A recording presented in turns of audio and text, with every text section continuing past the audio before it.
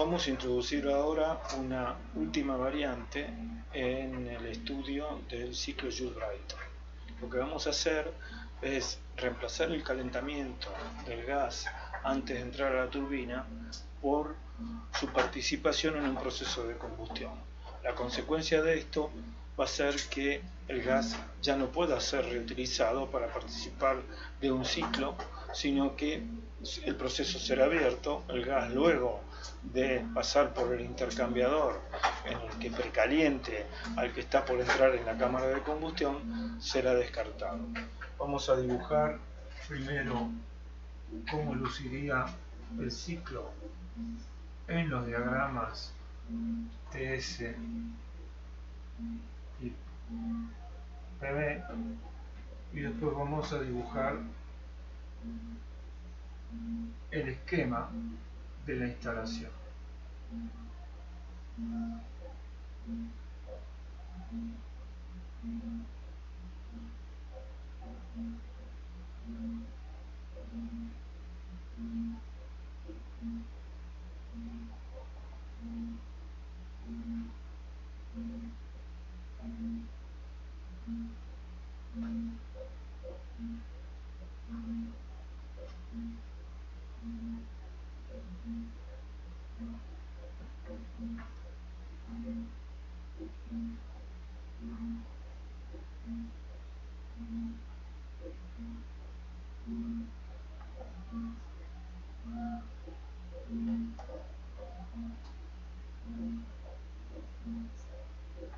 Este es el diagrama TS.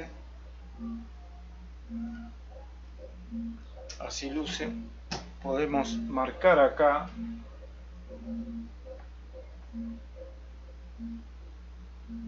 las áreas regenerativas, quiero decir las áreas que corresponden al intercambio de calor regenerativo. Una es esta, este calor absorbido por el gas que sale de 2 hasta precalentarse hasta el estado 4', y el equivalente es el representado por esta cantidad de calor, esta área que estoy rayando en rojo, que es el calor que cede el gas que sale de la turbina en estado 4 y va a ser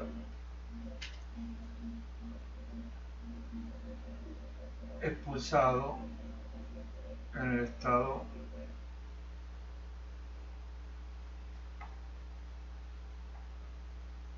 2', estos 4'. El gas que sale del compresor en 2 es precalentado, sale del precalentador en el estado 4', que tiene la misma temperatura que el estado 4. Y el gas que sale de la turbina en el estado 4 es enfriado hasta el estado 2', que tiene la misma temperatura que 2. Esta es la cantidad de calor que cede el gas que se enfría y esta es la que absorbe el gas que se calienta. Esas dos áreas deben ser iguales. Y el proceso no es un ciclo cerrado, sino que recorre estas curvas que estoy resaltando. En el diagrama presión-volumen,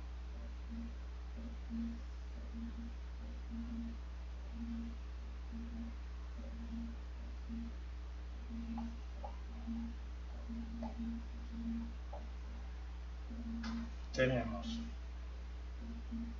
dos isobaras y dos adiabáticas.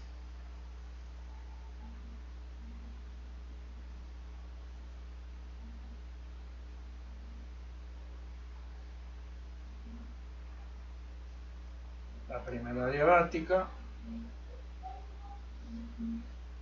este es el estado 4,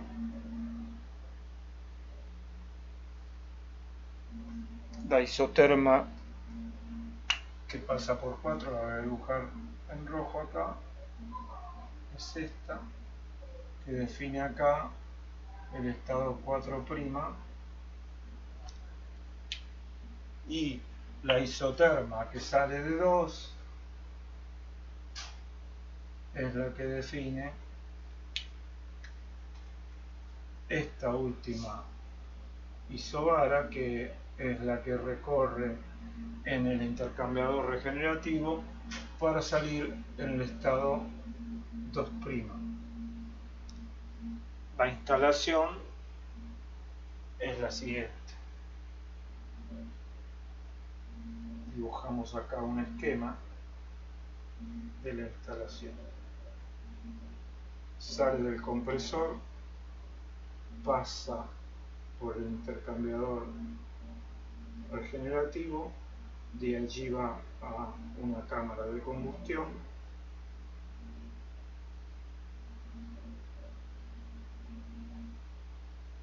a la salida de la cámara de combustión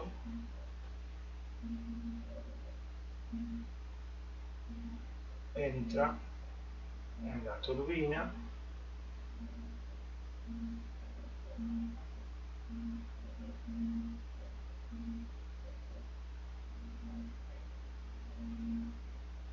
ambos sobre el mismo eje, y de la turbina sale,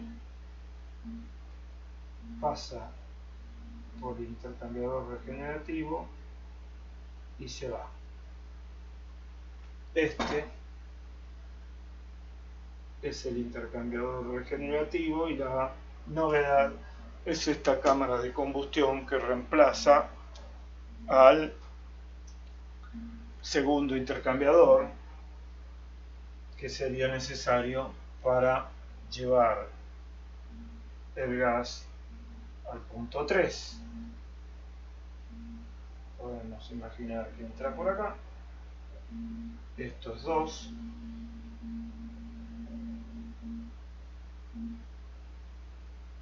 esto es 4', y esto es 4, y esto es 2'. El gas que sale de la turbina se enfría desde 4 hasta 2' en el intercambiador en el que cede esta cantidad de calor. El gas que sale del compresor en 2 se calienta hasta 4' y luego entra a la cámara de combustión. Esta es una cámara de combustión a presión constante.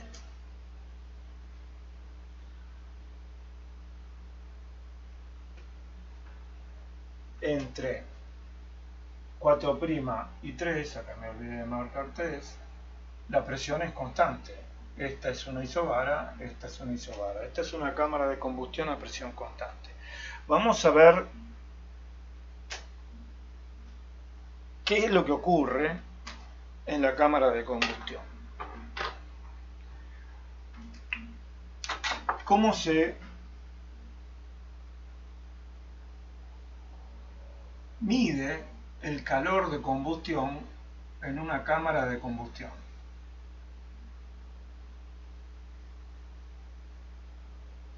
Calor de combustión a presión constante. La cámara es adiabática,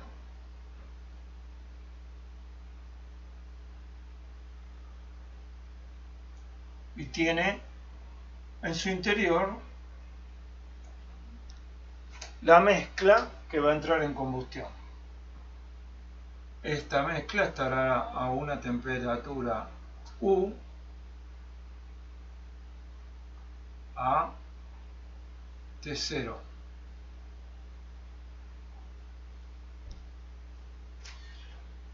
Se provoca la combustión y sin aportar ninguna energía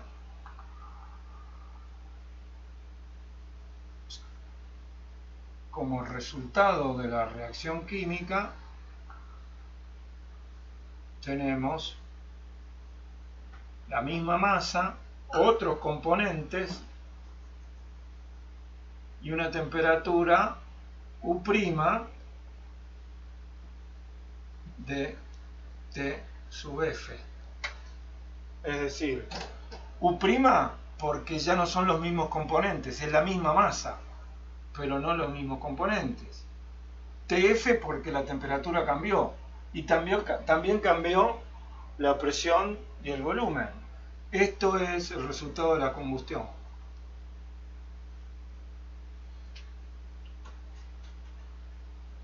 No intervino ninguna energía externa.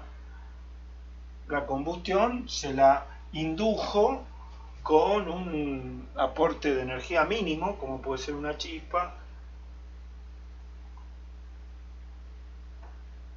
o un filamento que se calienta aportando una energía adicional que es despreciable en el proceso. ¿Qué es lo siguiente que se hace?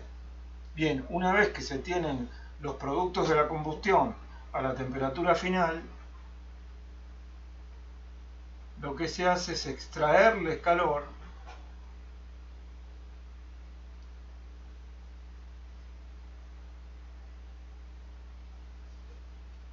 para llevarlos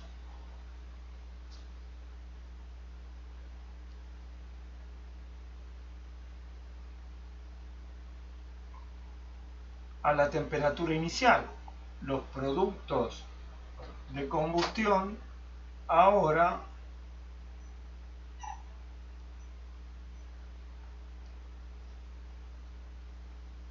a la temperatura inicial. Acá tenemos los componentes de la combustión a la temperatura inicial. Acá tenemos los productos de la combustión a la temperatura final. Se extrae esta cantidad de calor y se lleva a los productos de la combustión a la temperatura inicial. Por supuesto que si ahora le entregamos esta misma cantidad de calor, esto será Q negativo porque se lo estamos quitando. Pero si ahora se lo volviéramos a entregar, lo que obtendríamos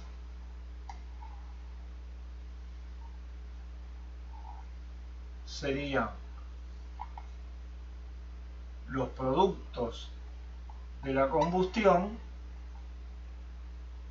a la temperatura final, como antes. Quiere decir que si a los productos de la combustión en la temperatura inicial le entregamos la cantidad de calor Q que tuvimos que sacarle para llevarlos a la temperatura inicial, obtendríamos los productos de combustión a la temperatura final. Es decir, Q será igual a Q' de TF menos U' de T0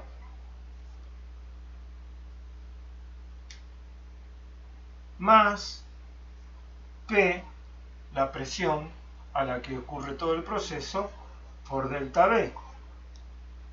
Es decir, Q será igual a H' de TF menos H' de T0.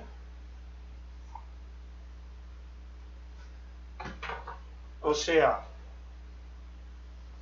Q igual C' P TF menos T0 en la medida que aceptemos que los gases producto de la combustión se comportan como gases ideales, como una mezcla de gases ideales. Por lo tanto, se podrá definir para ellos un calor específico a presión constante de los productos de la combustión, y si se comportan como un gas ideal, la cantidad de calor intercambiada por absorbida por unidad de masa en el proceso de combustión será este calor específico por la temperatura final menos la temperatura inicial. Ocurre que si los gases que van a entrar en combustión corresponden a aire, es una mezcla de gases en la que el 78% es nitrógeno, el 21% es oxígeno, el 1% es argón, más trazas de otros gases, aun cuando en la combustión se quemara todo el oxígeno del aire, el calor específico de los componentes no diferiría del calor específico del aire en más de un 1,5-2%, de manera que podemos aceptar que el calor específico a presión constante de los productos de la combustión es prácticamente igual al calor específico a presión constante del aire, es decir, de los componentes previos a la combustión. Si esto es así, podemos reducir este proceso a exactamente el mismo análisis que hicimos en el caso en el que en vez de una cámara de combustión había un intercambiador. Fíjense, si este Q es delta H, este L es menos delta H,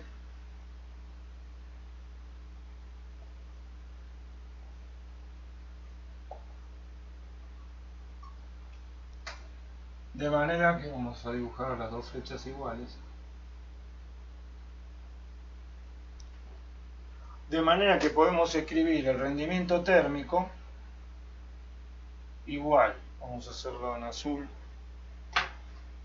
que tiene el trazo más grueso. El rendimiento térmico será igual al trabajo neto, que es el trabajo de la turbina menos el trabajo del compresor, sobre esta cantidad de calor, porque esta no la tenemos que tener en cuenta, ¿no? Estas dos se compensan, solo tenemos que tener en cuenta esta cantidad de calor, que es numéricamente igual al trabajo de la turbina. Ambos valen en valor absoluto delta H, de manera que acá podemos escribir el trabajo de la turbina, de manera que esto será igual a 1 menos LC, el trabajo en el compresor, sobre el trabajo en la turbina. Esto tendríamos que escribirlo en valor absoluto porque sabemos que el trabajo del compresor es negativo. O sea que el rendimiento térmico es 1 menos C sub P T2 menos T1. Escribimos el delta T de manera que sea positivo. Este C sub P es el calor específico de los componentes antes de la combustión, y acá tendríamos C' P T4 menos T3, T3 menos T4.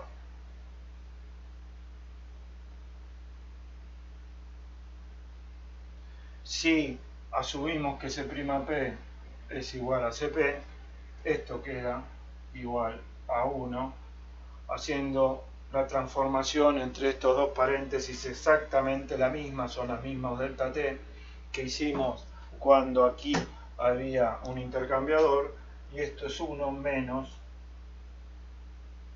T2 sobre T3, y este es el rendimiento en el caso en el que ubicamos una cámara de combustión. Aparentemente no lo hemos mejorado respecto del caso en el que había un intercambiador, pero la mejora proviene del hecho de que el otro fluido que necesariamente tenía que participar de este intercambio cuando acá había un intercambiador de calor, tenía que a su vez provenir de otro intercambio en el que en algún lugar tenía que haber una combustión. Y ese proceso previo iba a implicar pérdidas que aquí no se dan. Bien, este esquema ocurre también a volumen constante. Cuando la combustión es a volumen constante, el volumen no cambia y Q resulta ser igual a delta 1 igual a delta H, y por lo tanto es igual al calor específico a volumen constante de los productos de la combustión por delta T. Y también vamos a poder decir que ese calor específico a volumen constante es prácticamente igual al de los componentes por las mismas consideraciones, y entonces de esa manera podremos reemplazar combustiones por intercambios de calor a presión o a volumen constante, según se trate. Esto es lo que viene en los bloques que siguen.